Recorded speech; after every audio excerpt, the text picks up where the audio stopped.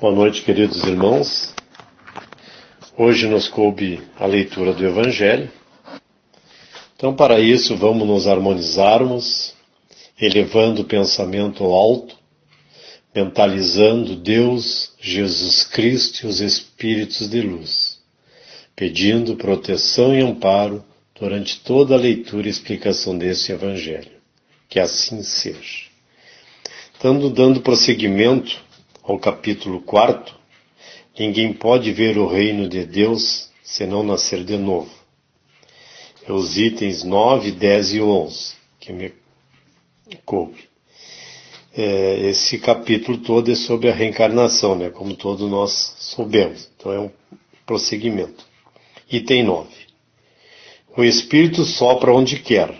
Ouves sua voz, mas não sabes de onde vem, nem aonde vai. Pode ser entendido como o Espírito de Deus, que dá vida a quem quer, ou como a alma do homem.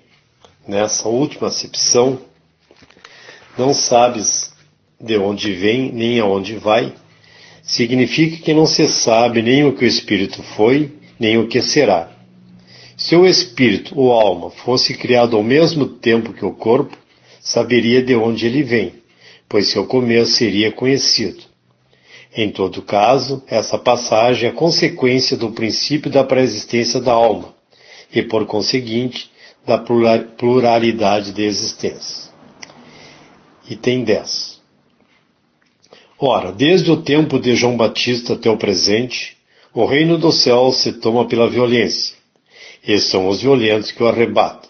Até João, todos os profetas, assim como a lei, profetizaram.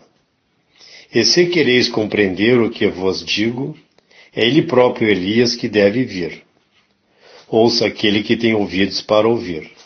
Mateus capítulo 11, versículos de 12 a 15. Item 11. Se o princípio da reencarnação expresso em João podia, a rigor, ser interpretado em um sentido puramente místico, não poderia se dar ao mesmo nessa passagem de Mateus, que não deixa possibilidade de equívocos.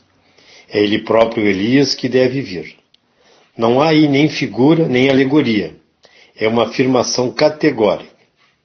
Desde o tempo de João Batista até o presente, o reino dos céus se toma pela violência. Que significam essas palavras, já que João Batista vivia ainda naquele momento? Jesus as explica dizendo: se quereis compreender o que digo, é ele próprio Elias que deve vir. Ora, João sendo outro, senão Elias, Jesus faz alusão ao tempo em que João vivia sob o nome de Elias. Até o presente, o reino dos céus se toma pela violência. É uma outra alusão à violência da lei mosaica, que comandava o extermínio de infiéis para se ganhar a terra prometida, paraíso dos hebreus. Ao passo que, segundo a nova lei, o céu se ganha pela caridade e a doçura. Depois acrescenta: ouça aquele que tem ouvidos para ouvir. Essas palavras, tão frequentemente repetidas por Jesus, dizem claramente que nem todos estavam em estado de compreender certas verdades. Então, irmãos, dito isso, o que podemos entender? Na passagem, o Espírito sopra onde quer e ouves a sua voz, mas não sabes de onde ele vem nem para onde vai. Kardec escreve que se pode entender essa frase como uma referência a Deus, mas que também se pode entender como referindo-se à alma, o Espírito encarnado, do qual sabemos que é a criação divina, mas não sabemos como nem quando foi criado. Se fosse criado junto com o corpo físico, então conheceríamos seu começo. O Espírito, sendo imortal e perfectível, tem de renascer tantas vezes quantas necessárias forem para atingir seu destino, ser perfeito, como afirma Jesus: sede perfeitos. Evidentemente que enquanto está o Espírito fazendo sua evolução no decorrer dos milênios, precisa de alvos menores a serem perseguidos, Alvos esses que, na medida em que forem sendo atingidos, estimulem e favoreçam os esforços na continuação desta caminhada para um alvo maior.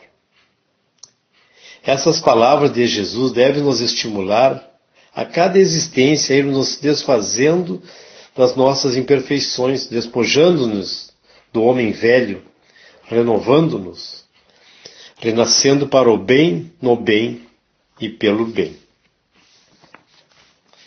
No texto de Mateus,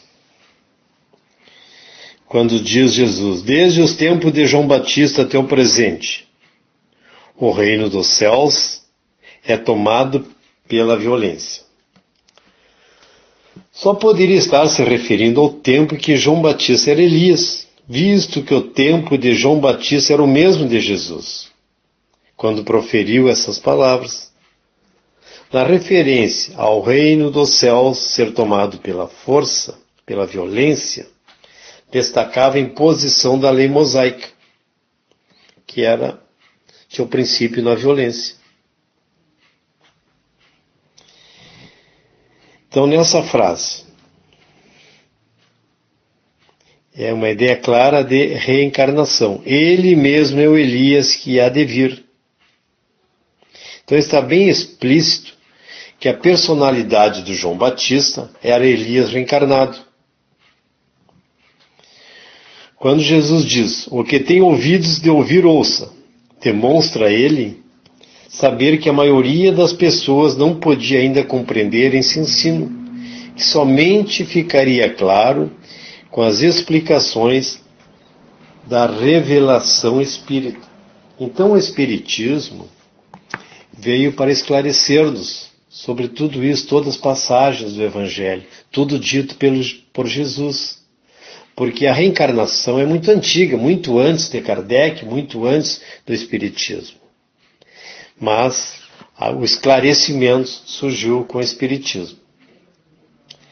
Então a reencarnação é a chave filosófica, a fórmula filosófica que se explica, sem fugir ao bom senso e alegoria, as conhecidas desigualdades humanas, sociais, econômicas, raciais, morais, intelectuais, físicas. Sem o esclarecimento, essas diversidades deixariam um doloroso ponto de interrogação em nossa consciência, no que diz respeito à justiça divina. Sem as suas claridades, seria a justiça de Deus bem inferior à dos homens. Teríamos um Deus parcial, injusto, caprichoso, cruel e impiedoso. Um Deus que beneficiaria a uns e infelicitaria a maioria. Com a reencarnação, temos justiça incorruptível, refletindo a ilimitada bondade do Criador. Um Deus que perdoa sem tirar ao culpado a glória da remissão de seus próprios erros. Um Deus que perdoa, concedendo ao culpado tantas oportunidades quantas ele necessite para reparar os males que praticou. Temos um Deus que se apresenta no altar de nossa consciência e no templo do nosso coração como Pai misericordioso e justo. Pai carinhoso, que oferece a todos os seus filhos os mesmos ensejos de redenção através das vidas sucessivas, neste e noutros mundos, mundos que são as outras moradas a que se refere o Evangelho de Jesus. Tantas vidas quantas forem necessárias, porque o essencial e o justo é que nenhuma das ovelhas se perca. Então, irmão, esse foi o nosso entendimento, irmãos. Então, agora, para encerrarmos, novamente harmonizados, elevando o pensamento ao alto, vamos agradecer por essa oportunidade e vamos pedir que tenhamos uma semana de paz, harmonia, tranquilidade, serenidade, muito amor no coração. Tudo isso para nós que estamos nesta corrente do Evangelho e também extensivo aos nossos familiares, aos nossos amigos, aos nossos entes queridos. Pedir que os hospitais de todas as cidades onde essa corrente alcança seja frequentado pelos médicos e os enfermeiros do plano espiritual, intuindo e esclarecendo os enfermeiros e os médicos do plano terreno. Pedir também que recebam uma visita às moradias transitórias, os asilos, as creches, os presídios, que nesses lugares possa ser levado à luz o esclarecimento e que possam ali se tornar um ambiente mais tranquilo, mais amável. Vamos pedir também aos médicos e enfermeiros do espaço que coloquem nas águas que temos nas nossas casas, nos nossos lares, nos nossos locais de trabalho, toda a medicação necessária, seja para nossos males de ordem física como de ordem espiritual, mas que no momento que a tomarmos, possamos ficar curados. Em nome de Deus, de Jesus, assim seja. Uma boa noite a todos e fiquem com Deus.